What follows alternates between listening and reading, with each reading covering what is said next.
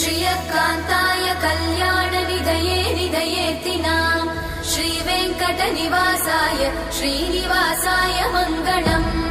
लक्ष्मी सविभ्रमालोकसुभ्रूविभ्रमचक्षुषे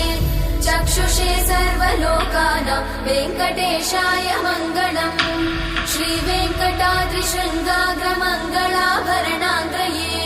मङ्गलानां निवासाय श्रीनिवासाय मङ्गलम् सर्वावयव सौन्दर्य सम्पदा सर्वचेतसां सदा सम्मोहनायास्तु वेङ्कटेशाय मङ्गलम् नित्याय निरवध्याय सत्यानन्दचिदात्मने सर्वान्तरात्मने श्रीमद् वेङ्कटेशाय मङ्गलम् स्वतः सर्वविदे सर्वशक्तये सर्वशेषिने सुलभाय सुशीलाय वेङ्कटेशाय मङ्गलम्।